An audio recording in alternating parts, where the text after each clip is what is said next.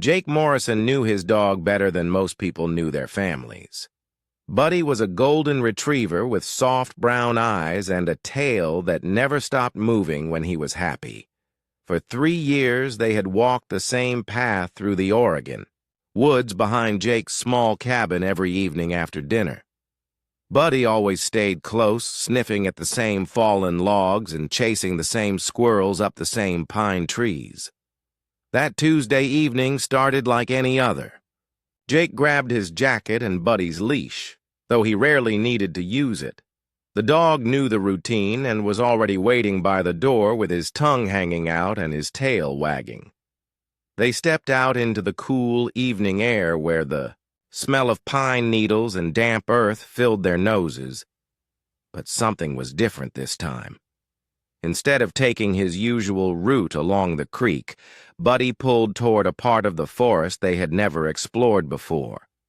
His ears were up and alert, and he kept looking back at Jake as if asking permission to investigate something important.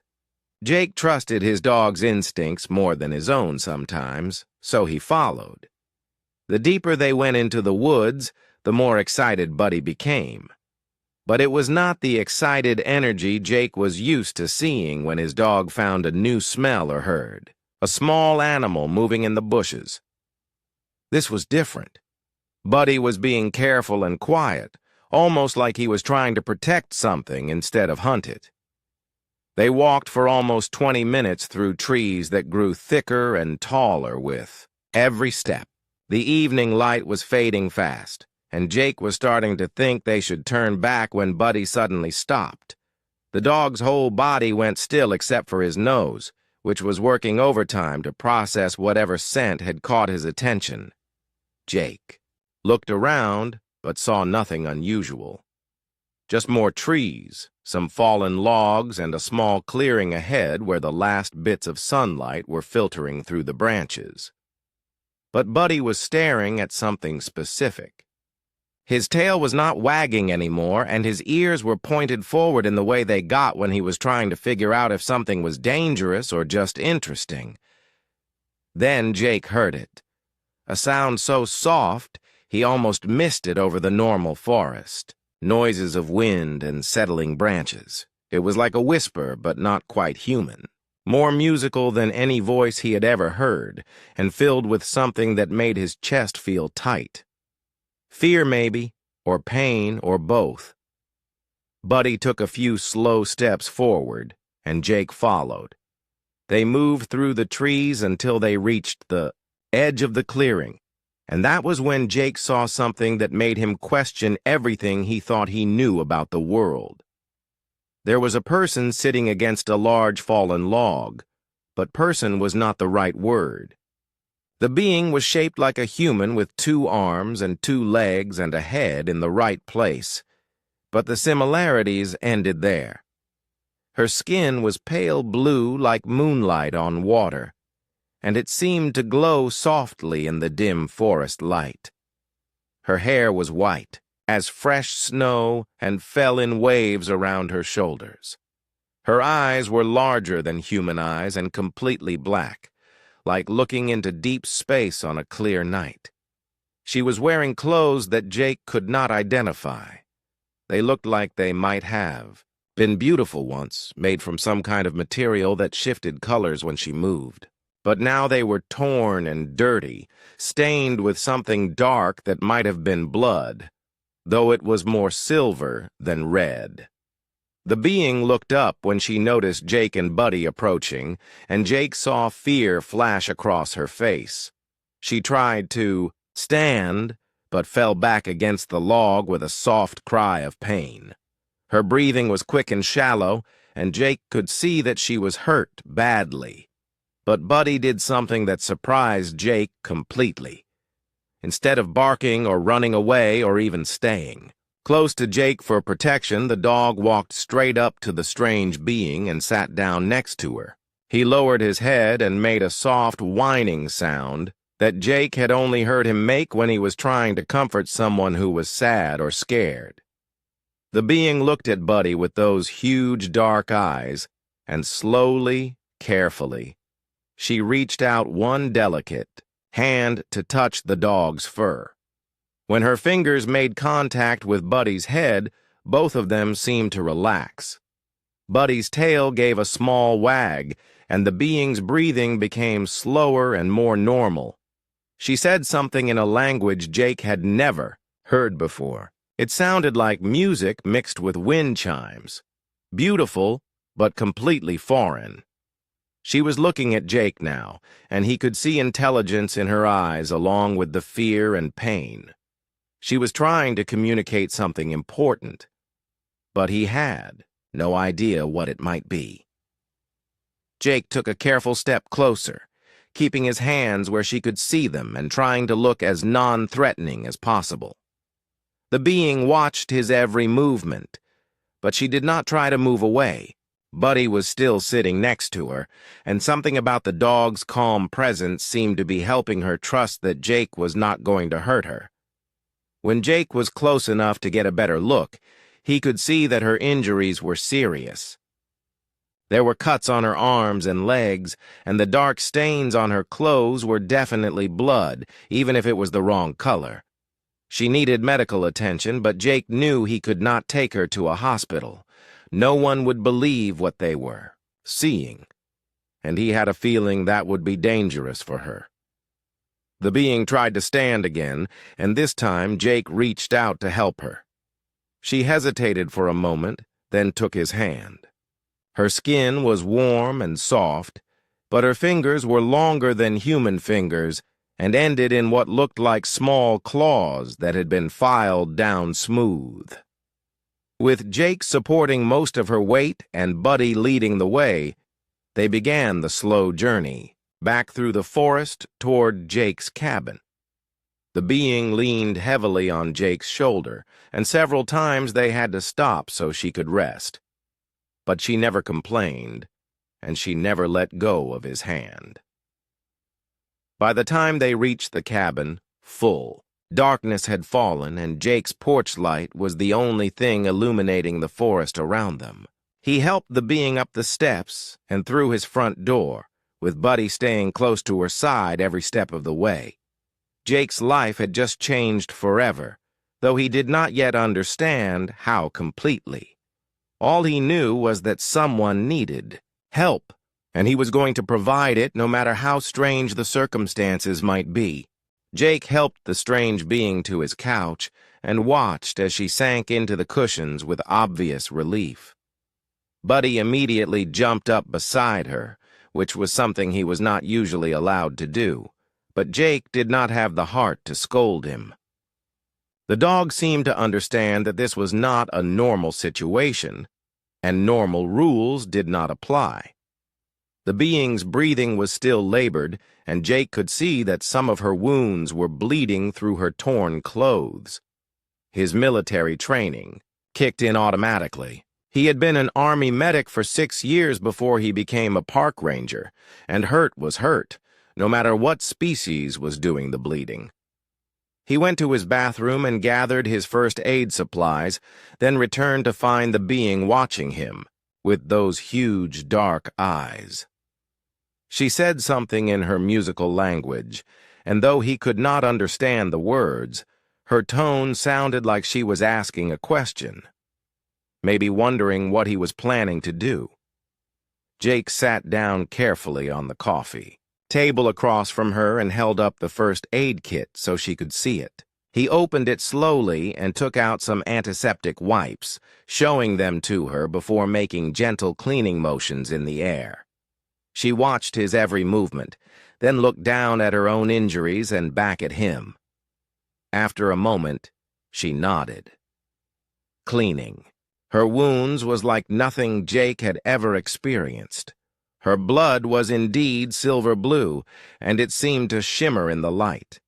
When he touched the antiseptic to her cuts, she made soft sounds that might have been words of pain or just natural reactions. But she held perfectly still and let him work. Her skin was softer than human skin and warmer, but the cuts were clean and would heal well with proper care. As Jake worked, he noticed other differences. Her pulse felt different under his fingers, faster but also somehow steadier than a human pulse. When she breathed, her chest moved in a pattern that was almost but not quite like human breathing. Buddy stayed right beside her the whole time, occasionally licking her hand or nuzzling against her arm. The being seemed to find great comfort in the dog's presence. She would stroke his fur while Jake cleaned her wounds, and her breathing would become more relaxed whenever Buddy made contact with her. When Jake finished with the first aid, he tried to figure out how to communicate with her. He pointed to himself and said Jake several times until she seemed to understand that it was his name. Then he pointed to the dog and said, Buddy. The being repeated both names, and her pronunciation was almost perfect, despite the musical quality of her voice. Then Jake pointed to her and raised his eyebrows in a questioning expression. She looked confused for a moment, then seemed to understand what he was asking. She said something in her own language that sounded like wind through silver bells. When Jake tried to repeat it, she smiled for the first time since he had found her. It was a beautiful smile, and it made her whole face light up in a way that was somehow both alien and completely familiar. Jake decided to call her Luna because her pale skin reminded him of moonlight. When he said the name and pointed to her, she tilted her head like she was considering it, then nodded. Luna it would be. Over the next few hours, Jake learned more about his unexpected guest. She was clearly intelligent, picking up on his gestures and attempts at communication with remarkable speed. When he brought her water, she examined the glass carefully before drinking, as if she had never seen anything quite like it before. The water seemed to help her, and some of the tension left her body after she had drunk several glasses. Jake made her a simple meal of soup and bread, not sure what she could or should eat. Luna sniffed at the food cautiously, then took small bites. She seemed to find it acceptable, though she ate like someone who was not used to the flavors or textures. While she ate, Jake watched her interact with Buddy. The dog had appointed himself, her personal guardian, staying within touching distance at all times. When Luna finished eating and curled up on one end of the couch, Buddy settled himself on the floor right beside her, his head resting on his paws but his eyes alert and watchful. Luna seemed fascinated by Buddy's behavior. She would reach down to pet him, and Jake could see wonder in her expression, as if the idea of a creature being devoted to her well-being was completely new and amazing. She said things to Buddy in her musical language, and the dog would respond with tail wags or soft whines, creating a conversation that Jake could not understand, but could definitely observe. As the evening grew later, Luna began to look around Jake's cabin with more interest. She examined his books, running her long fingers over the covers and opening them to look at the pages with obvious curiosity. She studied his television and his computer, though she did not touch them without permission. What seemed to fascinate her most were Jake's photographs. He had pictures of his family on the mantel above his fireplace, and Luna spent a long time looking at them. She pointed to a picture of Jake with his late wife and made questioning sounds. Jake felt a familiar pang of grief as he tried to explain through gestures that his wife was gone. Luna seemed to understand loss because her expression became sad and sympathetic. She said something soft in her language that sounded like condolences, then reached out and touched Jake's hand gently. It was a simple gesture, but it carried more comfort than most of the words people had said to him after his wife's death. As the night wore on, Luna began to show signs of exhaustion. Her eyes were drooping, and she was having trouble staying upright on the couch. Jake brought her a pillow and one of his softest blankets, trying to make her as comfortable as possible. But when he started to leave the room to give her privacy to sleep, Luna made a sound of distress. She looked from Jake to Buddy and back, again, and Jake realized she was afraid to be left alone. After everything she had been through, she needed to know that someone was nearby and keeping watch. Jake settled into his recliner across the room, and Buddy positioned himself on the floor between the couch and Jake's chair. Luna watched them both for a few minutes, then pulled the blanket up to her chin and closed those huge dark eyes. But even as she slept, Jake could see that her rest was not peaceful. She made soft sounds that might have been words in her language, and sometimes her body would jerk as if she was trying to run from something in her dreams. Each time this happened, Buddy would get up and go to her, pressing his nose against her hand or arm until she calmed down. Jake spent most of the night awake, watching over his strange guest and trying to process what had happened to his quiet, predictable life. He had found someone who was clearly not from Earth, someone who was hurt and afraid and completely dependent on his help. The rational part of his mind was screaming that this was impossible, that he should contact the authorities or the military or someone who would know what to do. But every time he looked at Luna sleeping peacefully with one hand resting on Buddy's fur, he knew he could not turn her over to people who might see her as a threat instead of someone who needed protection. Whatever had happened to her, wherever she had come from, she was under his roof now and under his protection. Buddy seemed to understand the situation perfectly. The dog had claimed Luna as part of his pack, and he was going to guard her with the same fierce loyalty he had always shown Jake. As Jake finally drifted off to sleep in his chair, his last thought was that his dog might be wiser than he was about what really mattered in life. The morning sun, streaming through Jake's cabin windows, woke him from an uncomfortable sleep in his recliner. His neck was stiff and his back ached, but those minor discomforts disappeared the moment he looked toward the couch. Luna was sitting up, looking much better than she had the night before. Her color was improved, and her breathing seemed normal. Buddy was stretched out beside her with his head in her lap, and she was gently stroking his fur while whispering to him in her musical language.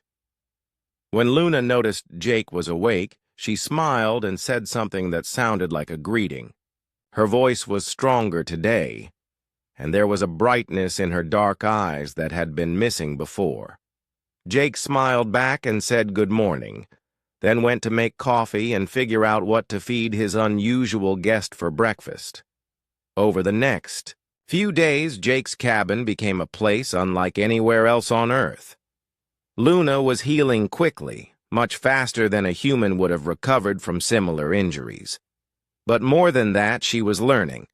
Her intelligence was remarkable, and she picked up English words with incredible speed. Jake started with simple things, pointing to objects and saying their names: chair, table, window, door. Luna would repeat each word perfectly, her musical accent making even the most ordinary words sound beautiful. Within hours, she was putting words together into short sentences. Within days, she was asking questions about everything she saw. What fascinated Jake most was how Luna interacted with Buddy. The dog had become completely devoted to her, following her everywhere and seeming to anticipate her needs before she expressed them. When Luna was tired, Buddy would bring her his favorite blanket. When she seemed sad, he would rest his head on her lap and look up at her with those gentle brown eyes until she smiled. But Luna was just as devoted to Buddy. She would spend hours just talking to him, and Jake was amazed to see that the dog seemed to understand every word. Buddy would tilt his head and wag his tail and even bark responses at appropriate moments, as if he was having a real conversation with her. Luna told Jake that her people had never had animals like Buddy. Her species, the Zephyri, lived on a world where they were the only intelligent life. They had never experienced the kind of bond that could exist between different species. The idea that a creature would be loyal to someone who was not even the same kind of being was completely new to her. As her English improved, Luna began to share more about herself and her world. She was a scientist, she explained, someone who studied other planets and the life that might exist on them. She had been part of a team that was exploring what they called primitive worlds, places where life was just beginning to develop intelligence. Earth had been one of their study sites, but something had gone terribly wrong. Luna's ship had been attacked by beings she called the Devourers, creatures that traveled from world to world, consuming everything in their path. Her team had been killed, and she had barely escaped in a small pod that had crashed in the forest, where Jake found her. When Luna talked about the Devourers, her whole body would shake with fear. These beings were not just destroyers, she explained. They consumed entire civilizations, taking not just resources, but somehow absorbing the knowledge and life force of every creature they encountered. They had already destroyed her home world, and dozens of others. Jake listened to these stories with growing concern, but what worried him most was the guilt he saw in Luna's eyes. She believed that by coming to Earth, even by accident, she had led the Devourers here. They would follow her trail eventually, she said, and when they did, they would destroy Earth just like they had destroyed her world. But Jake was not ready to give up hope, and neither was Buddy. The dog seemed to sense when Luna was feeling guilty or afraid, and he would do whatever it took to distract her. He would bring her toys, perform tricks, or simply press against her until she stopped thinking about terrible things and focused on the warmth of his fur and the love in his eyes. Luna began to understand that what she had found with Jake and Buddy was something her advanced civilization had never discovered. Her people were logical and intelligent, but they had never learned to form the kind of emotional bonds that seemed to come naturally to humans and their animals. She was fascinated by the photographs of Jake's family, asking endless questions about human relationships and emotions. She wanted to understand how Jake could still love his wife even though she was gone, how he could carry both grief and joy at the same time. Her people did not experience emotions the same way, and the depth of human feeling was both confusing and wonderful to her. Jake found himself learning just as much from Luna as she was learning from him. She showed him star charts drawn on his notebook paper, explaining the vast network of civilizations that existed in the galaxy.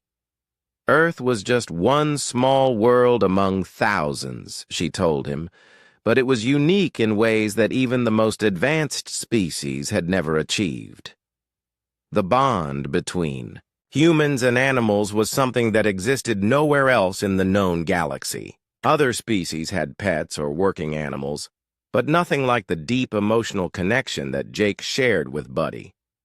Luna said her instruments could detect changes in both Jake's and Buddy's brain patterns when they interacted, showing that they were literally connected in ways that transcended simple communication. As weeks passed, Jake's cabin became a sanctuary for all three of them. Luna's presence had changed everything about his daily routine, but in the best possible way. He looked forward to their conversations, to teaching her new words and concepts, to watching her discover simple human pleasures like hot chocolate and warm blankets. Buddy had found his purpose in protecting and caring for Luna. The dog had always been loyal to Jake, but his devotion to Luna was something deeper and more complete. He seemed to understand that she was far from home and needed extra care, and he provided it without question or expectation of reward. Luna, for her part, was experiencing emotions and connections that her species had never known.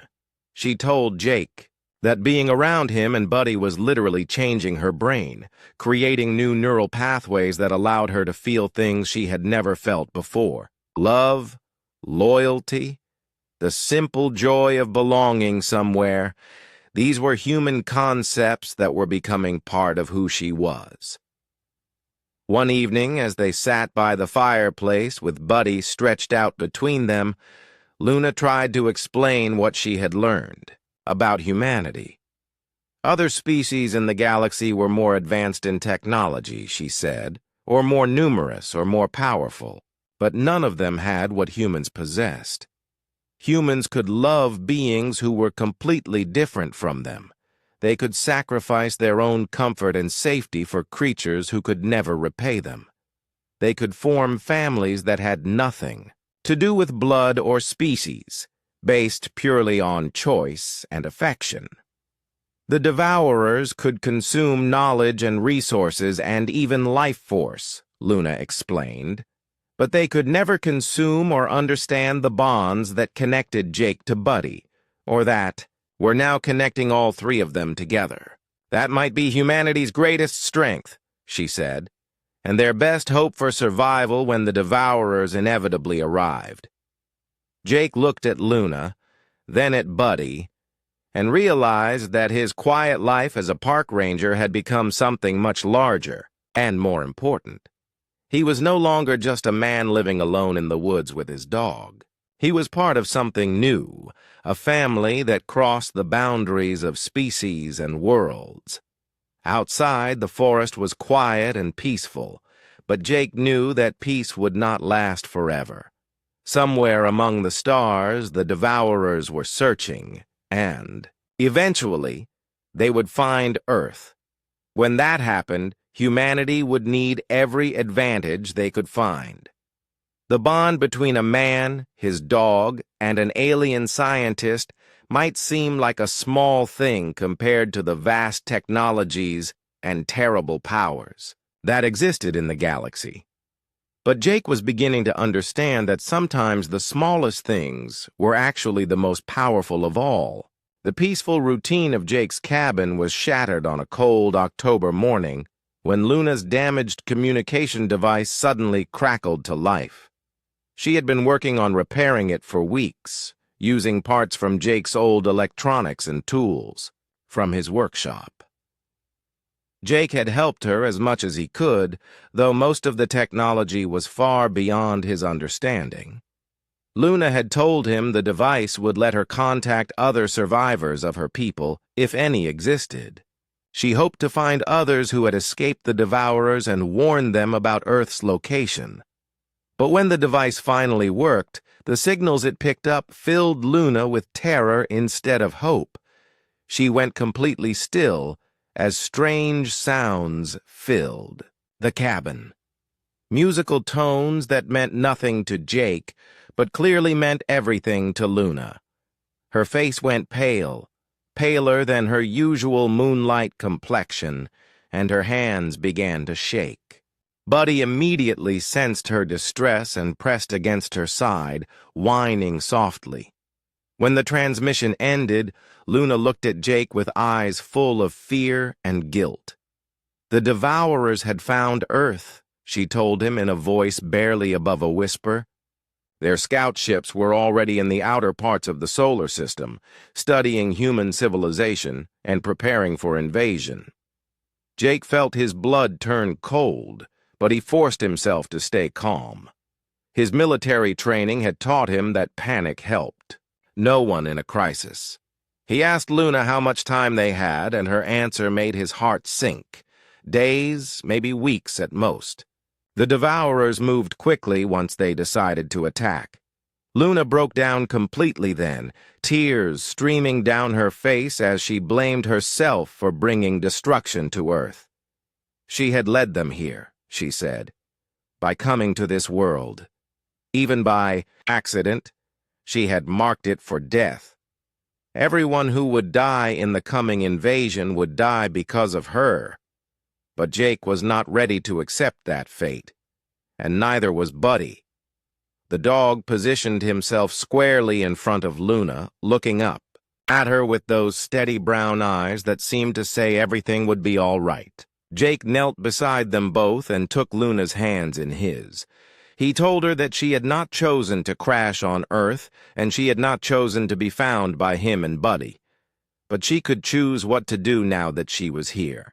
She could choose to help humanity fight back instead of giving up before the battle even began. Luna looked at Jake like he was insane. How could humans possibly fight the Devourers? She asked. Her people had been far more advanced than Earth's civilization, and they had been wiped out in a matter of hours. Humans had barely begun to explore their own solar system, while the Devourers commanded technologies that could destroy entire worlds. Jake smiled grimly and told Luna she was thinking like a scientist instead of like a soldier. Advanced technology was useful, but it was not everything. Sometimes the side that won was not the one with the best weapons, but the one with the strongest reason to fight. Over the next few days, Jake contacted his old military friends and explained the situation. It was the hardest conversation of his life, trying to convince people that an alien invasion was coming without sounding completely crazy. But Luna's communication device provided proof that could not be ignored, picking up more and more signals as the Devourer fleet moved closer. The response from Earth's governments was swift and desperate. Military leaders who had spent their careers preparing for conflicts with other humans suddenly found themselves planning to fight beings from another world. Scientists who had dreamed of first contact with alien life now faced the nightmare of that contact being hostile. But Jake was most interested in what Luna could tell them about how the Devourers fought. Her people had kept detailed records of their encounters with the destroyers, and Luna had studied those records as part of her scientific work. The Devourers were a hive mind, she explained. Individual members of their species had no independent thoughts or goals. They existed only to serve the collective consciousness that drove their endless hunger for conquest. This made them incredibly efficient at coordinating attacks, but it also meant they could not understand concepts like individual sacrifice or loyalty. They had conquered dozens of worlds, but always against species that fought in predictable ways, organized militaries, logical defense strategies, attempts to negotiate or surrender. The Devourers knew how to counter all of these approaches because they had seen them many times before. But they had never encountered anything like humanity, Luna realized. They had never faced a species that formed bonds across biological boundaries that would fight to protect beings who were not even their own kind.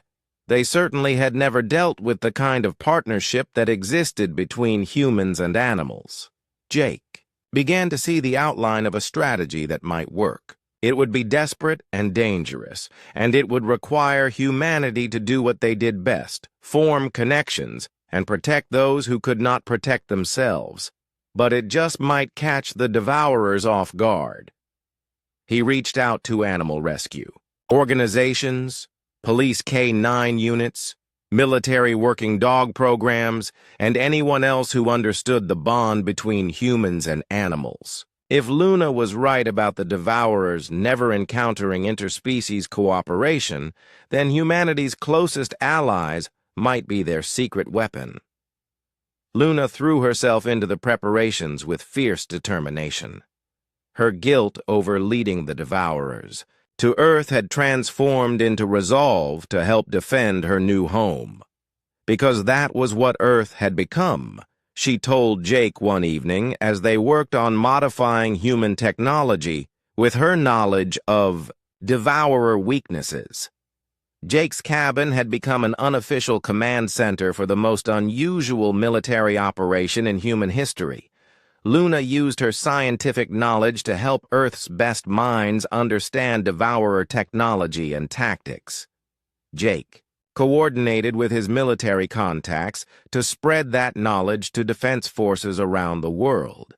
And Buddy, faithful Buddy, had become the inspiration for a new kind of warfare. Videos of the Golden Retriever protecting Luna and responding to her alien language spread across the internet, showing the world what was possible when different species chose to trust and protect each other.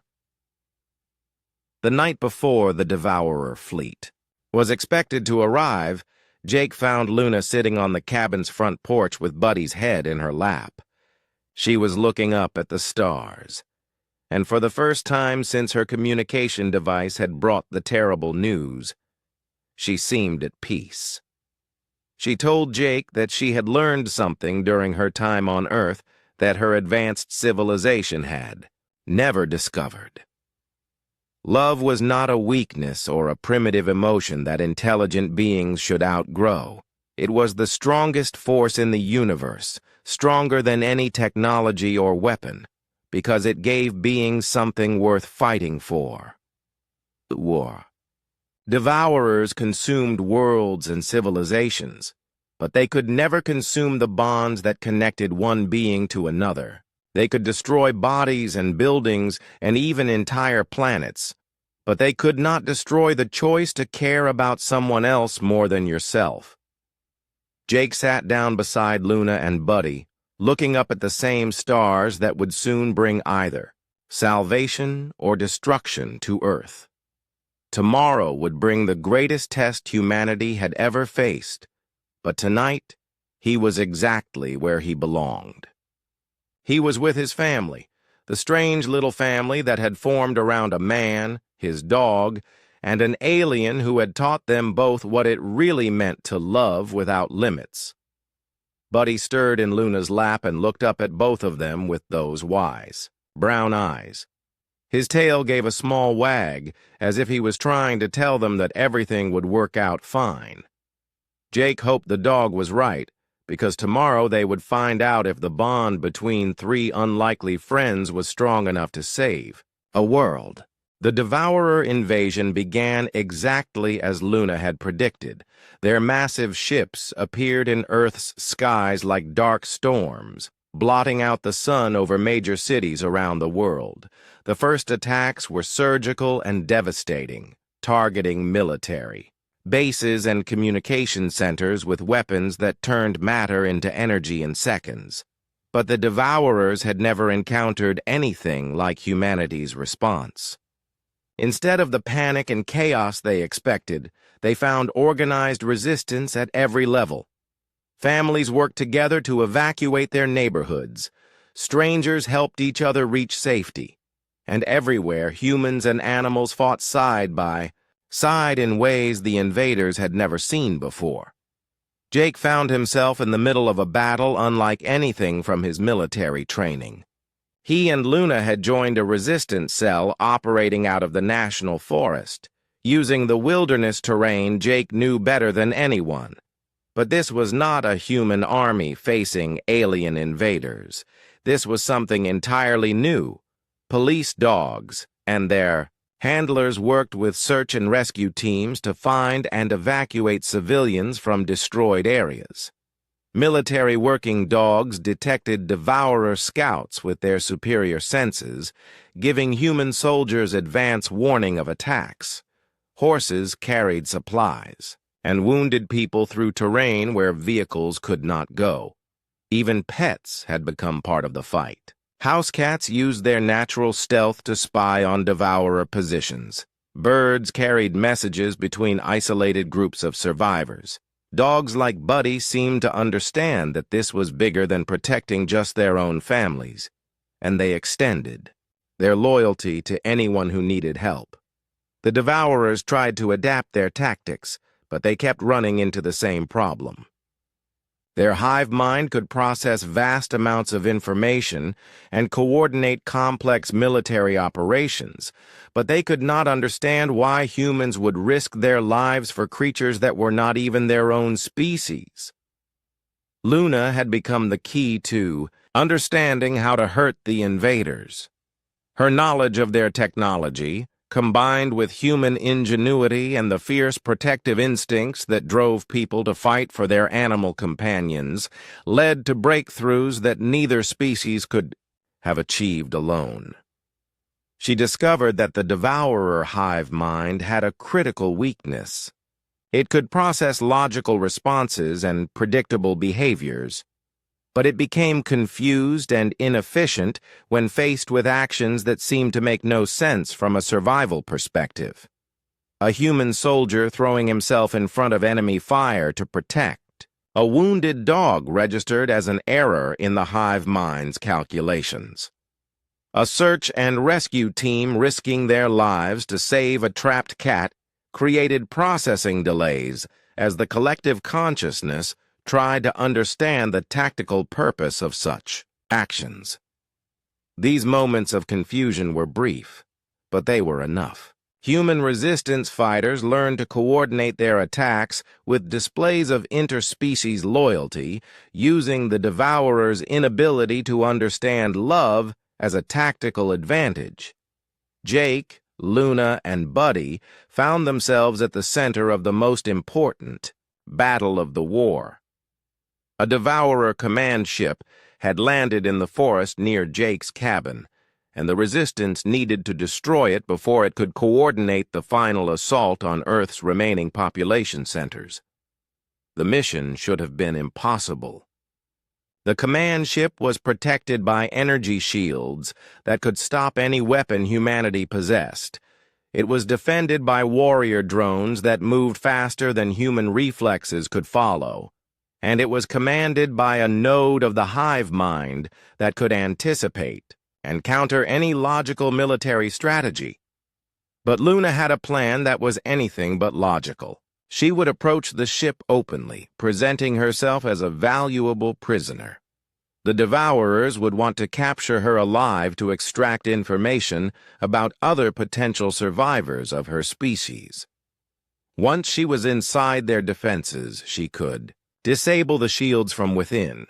Jake hated the plan because it required Luna to walk into almost certain death. The devourers might decide she was too dangerous to keep alive, or they might extract what they wanted from her mind and then kill her anyway. But Luna was determined to try, and Jake understood why. This was her chance to save the world that had become her home. The night before the mission, Luna did something that surprised both Jake and Buddy. She formally asked them to be her family, using words she had learned from studying human customs and relationships.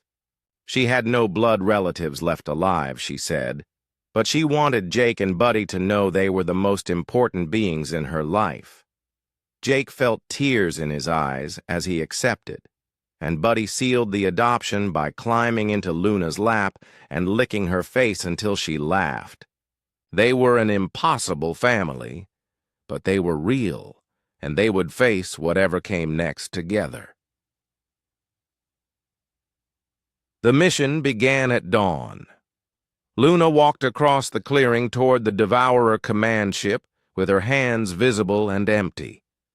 Jake and a team of resistance fighters waited in the tree line, ready to attack the moment Luna signaled that she had disabled the shields. But something went wrong. The Devourers detected the human forces before Luna reached the ship.